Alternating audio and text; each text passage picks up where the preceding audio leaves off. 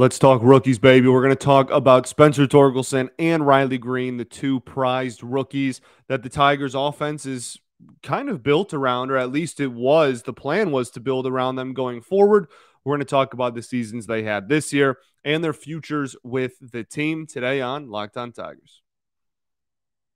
You are Locked On Tigers, your daily Detroit Tigers podcast. Part of the Locked On Podcast Network. Your team every day.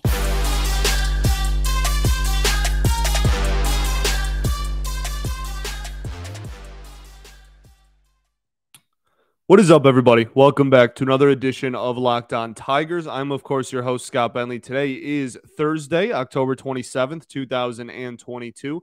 Thank you for making Locked On Tigers your first listen every single day. We are free and available wherever you get your podcasts, including YouTube. Okay, so today we are going to discuss Riley Greene and Spencer Torkelson. Those are going to be our player breakdowns.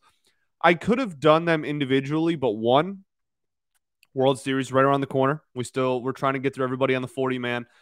And two, I think it's important to have them, more importantly, talk about them in the same breath and talk about them in somewhat of the same light. And not that they're the same player or that you should have the same expectations for either of them, and we'll get into that as the show goes on. But these are the two prominent rookies. These were the two bats that everybody looked at and said, this is who we're building the offense around. This is the future of the Detroit Tigers. It's Riley Greene and Spencer Torkelson in the top or the heart of the lineup.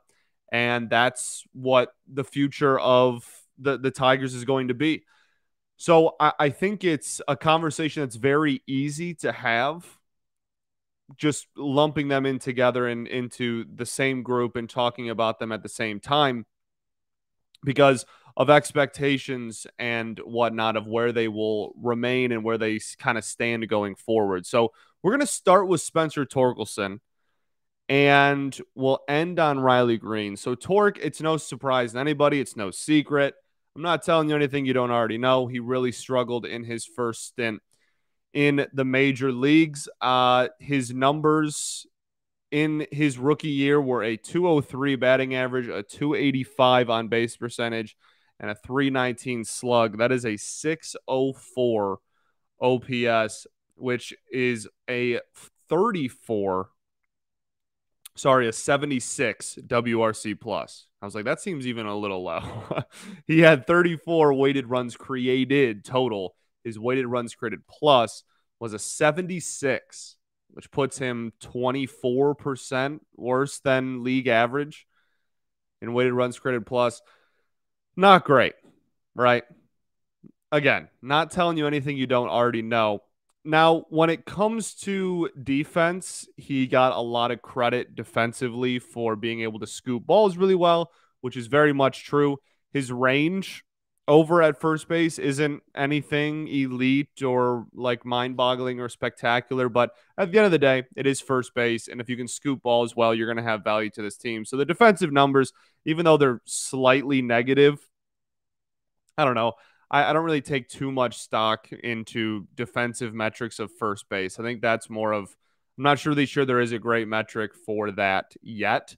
So we're just going to look at it and go, he objectively saved Javi Baez at least a lot more errors than he already had. He was really good at scooping balls in the dirt and handling low balls to first base. He's pretty athletic for a first baseman. So we'll give him a solid, did fine defensively in your first stint in the majors at first base. And look, I don't want to say that's where like the good conversation ends, because there is some good to take out of this.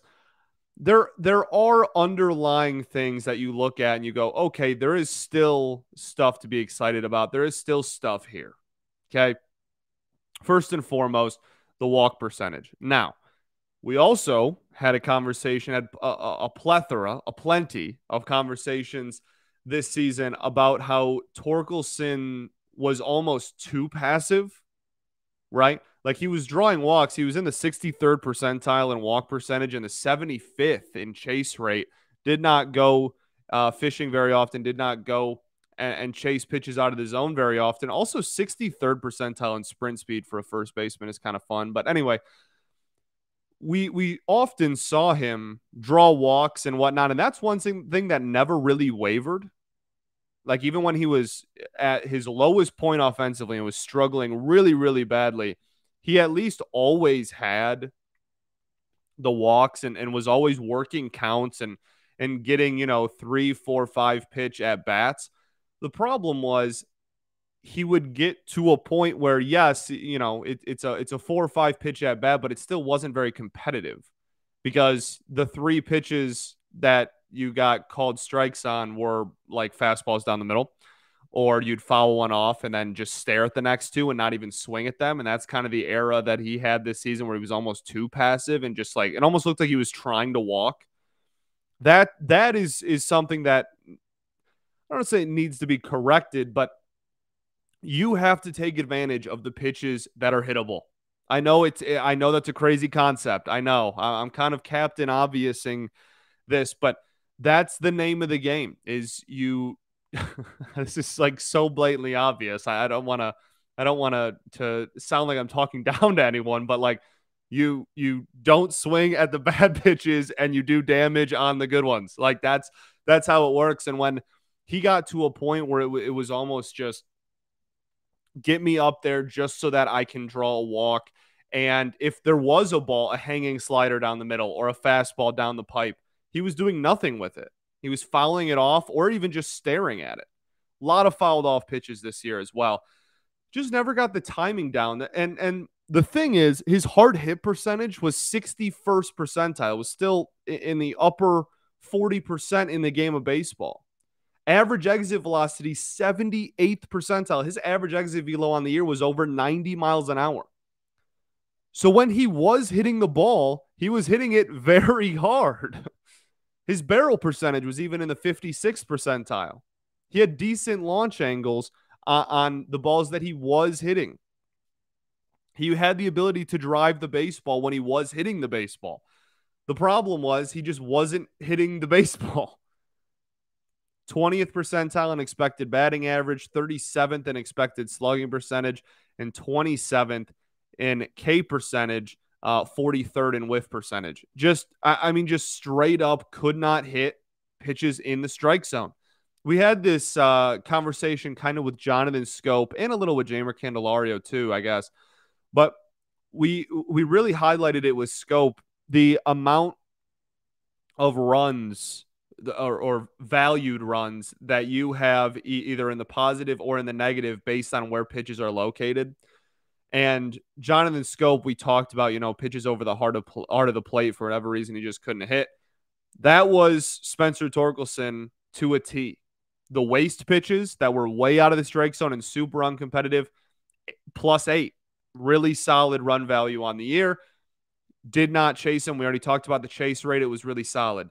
The chase pitches that are somewhat close but still pretty sizably out of the zone, +13. Had a really good eye on those, laid off all of them. Shadow pitches, -27. Those are the fringe pitches that are either just in the strike zone or just out of the strike zone, and everything in between.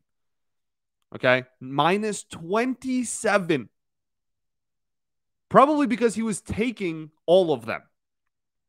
Again, just way too passive for a majority of the year. And then the pitches that were over the heart of the plate, that were very hittable, -11. Just never really figured it out this season. But again, the underlying numbers still support him to turn into a pretty darn good hitter. When he's hitting the ball, he's hitting it hard. He draws walks. He has a really good eye. He's not chasing pitches. Like when I have this conversation with you, it sounds like, oh, this sounds like a pretty professional hitter, doesn't it?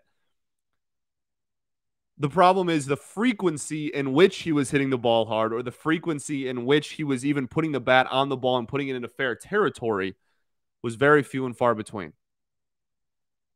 We'll talk more about Torque right after I tell y'all about our friends over at Roan. Look, the dress shirt was due for a radical reinvention, and Roan stepped up to the challenge. Roan's commuter shirt is the most comfortable, breathable, and flexible shirt known to man, and here's why. It has comfortable four-way stretch fabric that provides breathability and flexibility that leaves you free to enjoy what life throws your way, from your commute to work all the way to your 18 holes of golf after work. It's time to feel confident with a wrinkle-free t-shirt without the hassle. With Rhone's wrinkle release technology, wrinkles disappear as you stretch and wear this shirt. It's that easy. With Gold Fusion anti-odor technology, you'll be smelling fresh and cleaning all day long. And on top of that, Rhone is 100% machine washable, so you can ditch the dry cleaner all together. They're the best. I love mine. They truly are my favorite dress shirt, but I wear them for a plethora of occasions. They're awesome. Okay. So get yours today. The commuter shirt can get you through any workday and straight into whatever comes next. Head to Rhone.com/lockedon. Use promo code LOCKEDON to save 20% off of your entire order. That's 20% off of your entire order when you head to RHONE.com/lockedon and use code LOCKEDON. It's time to find your corner office comfort.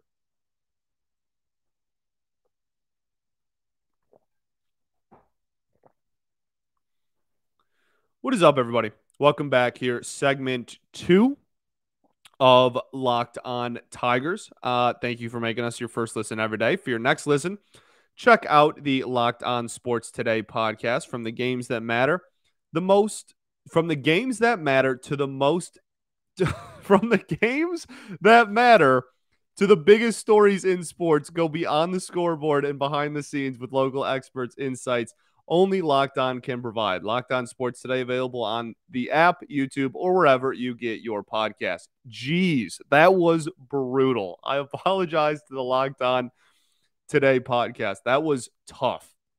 I really struggled getting through that one for whatever reason. Okay, we're talking Spencer Torkelson. Yeah, so again, I don't want this to, like, he had a objectively brutal season, but he still did some things that you can look at and point at and be like, hey, if he figures it out, like if he does exactly these numbers, if he does exactly these underlying numbers, but instead of barely batting 200, puts the bat on the ball at a much higher clip, we're talking about a completely different season.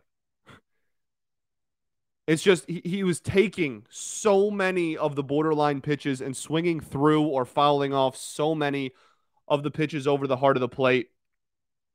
It really a frustrating year, to say the least. When talking about the future of Spencer Torkelson, it is obviously not a conversation about whether he will be on the 40-man roster next season.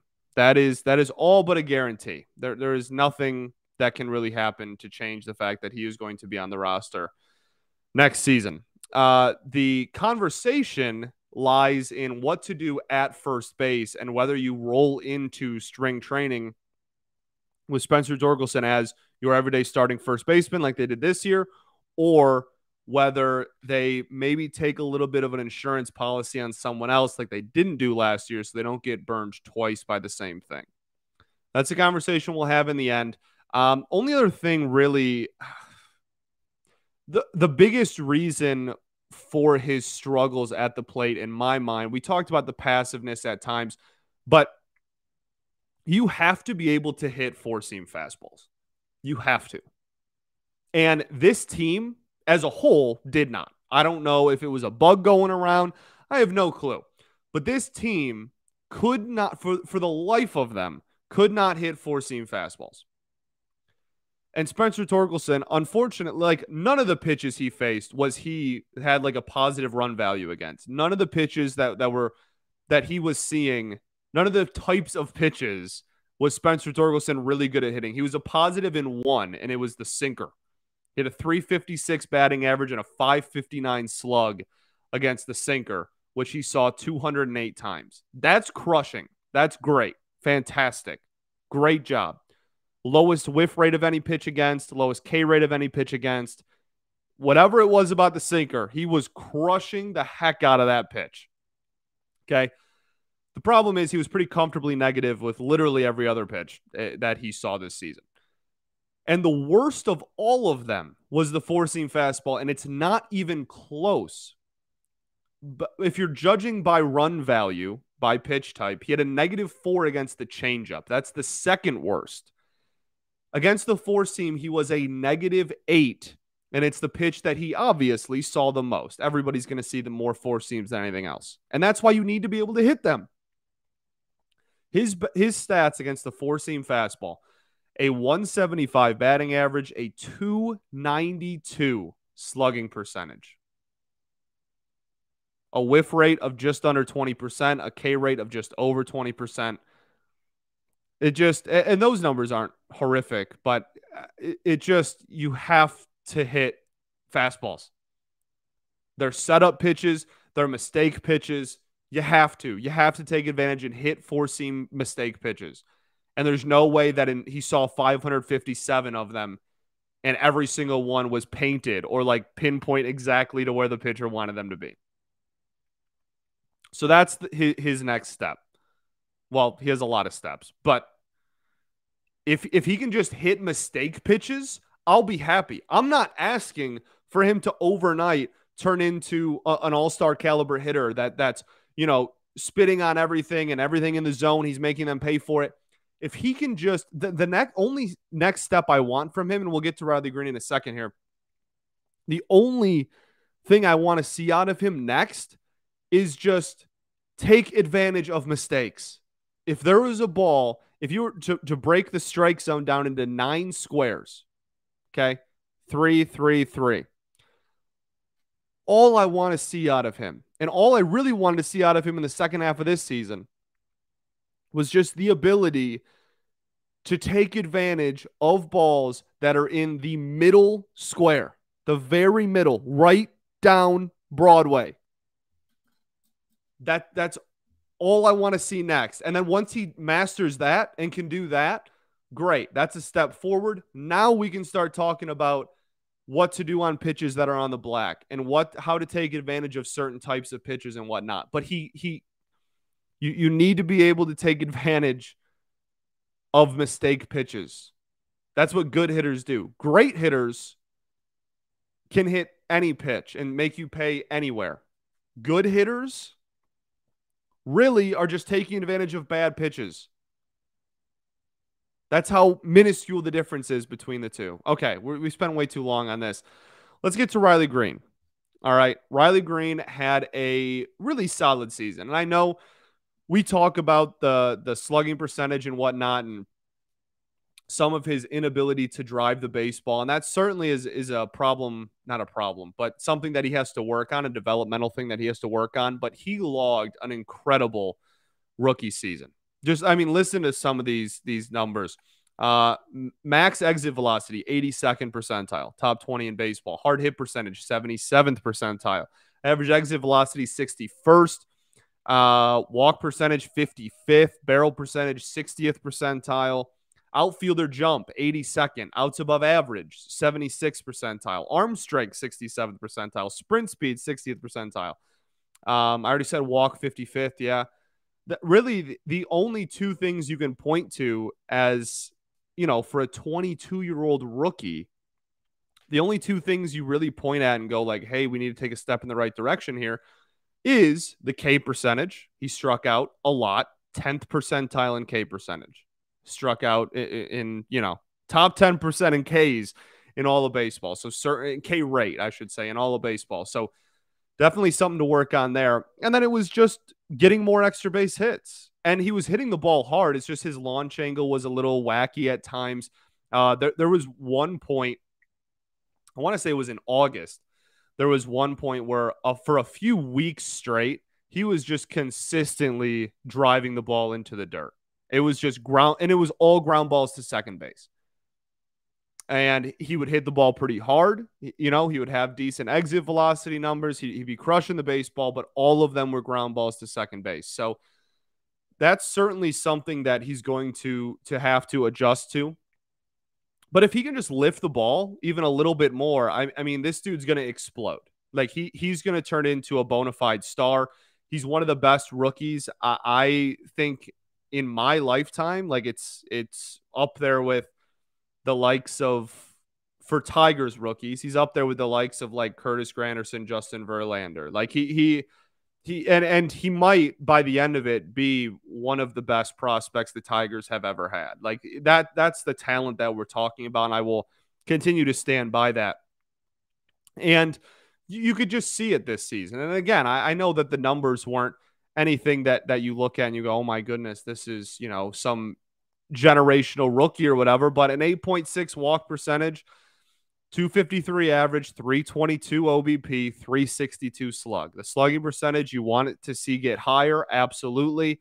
He was a 1-win player in 93 games, got called up in July, beginning of July, and was a 1-win player. The slugging percentage goes up, and this guy is going to absolutely just take off in this league. And I think that that's really just a few small adjustments. That's not anything like chronically he's doing wrong. We talked about the hard hit numbers and everything. He's hitting the baseball hard. He's drawing walks. He's having good at bats. Just a minor adjustment to get a little more lift on the ball. And this dude's going to absolutely explode. And I can't wait. Can't wait for it to happen in an Old English D. We're going to keep talking about Riley Greene, and then we will talk about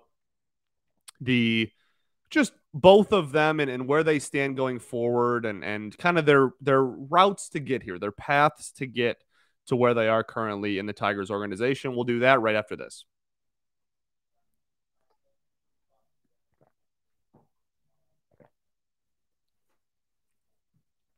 What is up, everybody? Third and final segment, Locked On Tigers. I kind of did my intro there at the end. I don't know why I did that, but welcome back. Like I said, third and final segment of Locked On Tigers. Thank you all for tuning in. As always, I appreciate each and every one of y'all. So, talking Riley Greene, I think that the only other thing I really want to talk about is defensively for Riley Greene. He has certainly proved everybody wrong, and he has put together a very impressive resume of a defensive center fielder. And it's awesome. It's awesome. This was a dude that people on draft night were saying, oh, he's going to be a below average corner outfielder. And now he is a plus center fielder. Now, conversation that I've had, and some people don't like me talking about, but I've brought it up a few times already this offseason. I think it's not ridiculous to look at what Riley Greene did in center field. He was a +2 DRS, +2 OAA. He's a good defender. He's a really good defender. Okay. But I don't think it's completely out of the question to look at the market for good defensive center fielders, whether it's trade or free agency or whatnot, and just think about how awesome it would be if the Detroit Tigers had that defense from Riley Greene in left, and then an even better defensive center fielder in center, and then whatever, Austin Meadows, Kerry Carpenter, whoever's going to play right. And that's going to be your kind of letdown defensively, whether it's either of those guys. But I think you can make your outfield defense really solid, infinitely better, if instead of taking a shot at a good defensive left fielder or corner outfielder and adding him to Riley Greene, if you moved Riley to a corner, he still gets all of his value there. He's still going to be super valuable, make great plays, be a huge plus defender. He might even be even more of a plus defender in the corners than he is in center. And then you get a borderline gold glove, elite caliber defensive center fielder. I think that is a huge recipe for success. I am a really big fan of that layout. And it's not a demand. It's not something that I look at and I go, this needs to happen for the Tigers to be successful in the future. But I think that opens a whole world of possibilities, a whole new world of flexibility within the outfield. Riley able to play all three outfield positions at a plus level would be a huge thing when it comes to value on the team. Just you're raising the bar without missing out on any of Greene's value. And I just think that is really something that they should seriously consider at least. And again, that doesn't mean that Riley Greene's a bad defender. That doesn't mean that I want him like kick him out of center field. I need somebody better. Like, no, that's not what I'm saying. And if we roll into camp next year and he's the everyday center fielder, I'm so down. I'm a happy camper. Again, that's a plus defender in Comerica Park center field. I'm happy about it. I'm just saying long term, like imagine the possibilities. Imagine the possibilities of that defensively in a big outfield like Comerica. I think that's something that they should heavily consider. So that's really it. And that's why I felt like I could fit them both into the same show as well, is that I think a lot of people are kind of on the same page when it comes to what we saw out of Tork and Greene. Like, again, there's some underlying numbers that I wanted to discuss, but for the most part, we all watched it. We all know what's happening. Now, I think the future with them is where the really subjective and fascinating conversation comes up. I want to start by saying Spencer Torkelson, I think, is going to be a really solid hitter at the major league level. I think he's going to be a middle of the lineup bat for this team for a long time. I don't think my expectations have never been ever, even on draft night, really, maybe like for a night caught up in the moment of the excitement. But my expectations drafting Torque were never, this dude's going to be a 7, 8, 9, 10 win player a season, and he's going to have like an 1,000 OPS. Like, I think people just got really caught up in he hit a lot of home runs. He broke a Barry Bonds record. We drafted him 1-1. Like, this dude should rake. And like, he will. He's going to hit really well. But I think a much more realistic, I don't know, not like final destination or like expectation, but I think a much more realistic player comp to Torkelson is if he ends up being like your 4-hitter going forward. And 4-hitter today doesn't mean what it did even like 7, 8 years ago. A lot of people have realized that you want your best hitters to get the most at bats. That's why Mike Trout and Shohei Ohtani and Aaron Judge bat 1 and 2 in their lineups, right? So you see a lot of teams doing kind of best hitter is kind of the 2-hitter or a 3-hitter at worst. So I think Torkelson having like a mid to high 800s OPS and getting 25 to 33 home runs a year, having a good walk rate, being a guy who's a power threat in the middle of the lineup, I think that's probably where he's going to end up long term. Now, that it's not to say that he still doesn't have the ceiling and capability to be better than that. He has the raw talent. He does. But I think, and this is kind of, again, always been kind of where my mindset has been with Torkelson. I think a really solid first baseman, right? Solid defensive first baseman that has, anywhere from an 850 to an 880, 890 OPS. That's like, maybe like you're just missing out on being the all-star for like first baseman all-star conversation. And you'll get it some years and you won't get it some years and whatnot. You're one of the better hitters in the game of baseball, but you're not some overwhelming, overpowering superstar that has like an 1,000 OPS. That's kind of where I stand on Torque and what I expect him to do going forward. Now, Riley Greene, I think, could win MVPs. Like, I stand by the fact that I think Riley Greene is one of the most talented prospects this organization has ever had. And I think that he is going to be unbelievable. And I also want to make it clear there's nothing wrong with Torkelson ending up like that. If you look at the history of number 1 overall picks in the game of baseball, it's not great. It's not what you would expect. It's really not some overwhelming, like, oh, all these dudes are superstars. Like, no. In baseball, busts happen more in baseball than any other sport, and it's not even close. It is not even close. Okay, it's so hard to develop baseball talent that when you have the number 1 overall pick, you are more so taking the highest floor than the highest ceiling. Now, sometimes you get players that have hey, this dude is generational. He has the highest floor and the highest ceiling in this draft, right? Certainly. But Torkelson was not some slam dunk, can't miss, generational, oh, he has to go 1-1. There were conversations about whether he was going to go 1-1 all the way right up until right before draft day. And I like the pick. I love Torque. I am excited for what he's going to be going forward. And Lord knows, an 875 OPS on this team would have looked like Barry Bonds, okay? Like that's still there's some negative connotation out there about like when people say that take and they're like, oh, Torque will probably be like a fringe all-star first baseman year in and year out. And people are like, oh, we wasted a 1-1 pick on a guy who's only going to have an 870 OPS. Did you see the offense this year? Do you see good teams even?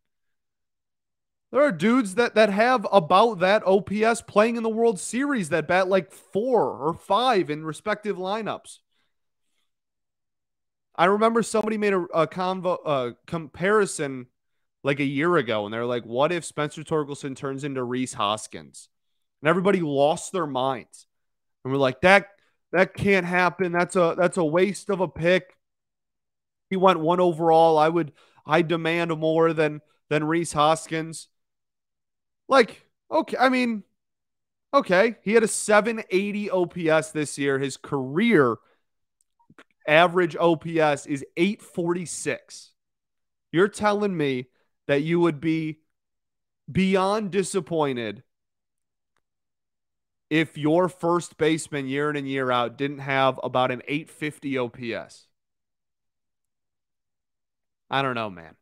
There's immense value for that. And like I said, you're taking the highest floor, and Torkelson probably, I still venture to argue, probably has the highest floor in that draft class. Like he's going to be an everyday first baseman. It's just a matter of guaranteeing a major league talent on draft night is so rare. It's just a matter of how high he is going to reach and how close to his ceiling he's going to get. That's always a tough conversation to have with a lot of people because people get super mad and upset and go like, oh, he was the 1-1 pick. How can you, justify it, whatever. And that's ridiculous. And, oh, he should, be winning MVPs. He was taking 1-1. And that's just like not how baseball works. And it's not how it's ever worked. Again, look it up yourself. Look at the history of number 1 overall picks in the MLB. It's not like that. It's really not. Never has been. Okay. I think that's it. Grade, they're both going to be on the team next year. Really excited about both of them. Again, I don't want to make this sound like Torkelson can't still be really good because he can't. And again, 870 OPS is really good. This is all just me repeating myself at this point, but like he could even be better, I guess is my point, than that bar that I've kind of set for him. He absolutely could. I'm just trying to be, I don't know, maybe a little more realistic about expectations because I think a lot of people, again, when comparing Torque and Greene, compare them in the sense that like, oh, they're going to be like just as good. And like, no, like Greene is unbelievable. And Torque's going to be a really solid piece and is going to be really important. But Riley Greene is like him, All right. They're both going to be on the team. Percentage, Riley Greene will give a 95. I don't think anyone on this team's in 100, but like Riley Greene's going to be here next year. So we're going to give him a 95. And we'll give Torque like a 93 for being on the 40 man. Again, the conversation with Torque a lot more is a conversation of what to do. And it's not, this is just like a quick thing at the end. It's not like a super in-depth convo. It's like, do you repeat last year or do you risk it? It's pretty much what it comes down to. Do you look and go, okay, well, we're not going to have that happen again. We're not going to go in just blindly assuming that Torque is going to be really good in 2023. And we're going to get somebody that can play first base and that can hit. And I don't know. I think what I would prefer, I think my dream scenario is you get somebody that is a plus at first and like third or first and corner outfield. Like somebody that if Torkelson is good and is hitting and is having a really solid season, that you can hand the keys off to him, and you didn't just waste like a free agent signing. Like that person that was playing first base, whoever it is, can go play somewhere else and be effective and have value and still play like borderline every day. That's my dream scenario, but I don't know how realistic or if that person even exists. So it's a risk. I mean, you either do what you did last year and you go, all right, Tork's our guy. We're gonna risk it. We're gonna see what happens. If he does well, congrats. No worries. If he doesn't do well, you're in the same boat as last year, where you're looking around going, okay, Harold Castro might have to play first base every day and bat third. I don't think we want the latter to happen again. So I expect them to do something at first base. It's just a matter of what magnitude. Do you just get like a 1-year deal, like CJ Cron-esque signing, right? Where you just are like, all right, we're just going to have a first baseman. This dude's going to play first base this year. Tork will marinate for another year in the minors. If he does really well in AAA, then we can call him up and get him, some more playing time in the second half of the season. Do what I said and get someone that's versatile and can play multiple positions, including first base, to kind of, maybe as like a security blanket, some insurance. I don't know. Riley Greene will be an everyday starter, center field or left field. Can promise you that. The Torque conversations are the really fascinating ones. Let me know what y'all think. Appreciate all y'all. Thank you very much. Yeah, I think that's all I got. Thanks for making Locked On Tigers your first listen every day. For your next listen, check out the Locked On Sports Today podcast, the biggest stories of the day, plus instant reactions, big game recaps, and the take of the day. It's available on the Odyssey app, YouTube, or wherever you get your podcast. Did that one way better than the last one. Again, Torkelson will be good. He will be a prominent bat in the middle of the lineup for this team. I still believe that. Yeah. I'm still very excited about the future of Spencer Torkelson. And who isn't excited about the future of Riley Greene? Let's see what we got. This offseason is going to be a fun one. And that's another, first base is another kind of question mark, another wrinkle in that. So we will see what happens. Like I said, appreciate and love all of y'all dearly. Peace and love. Going to therapy's dope. And I'll catch y'all tomorrow, baby. Go Tigers.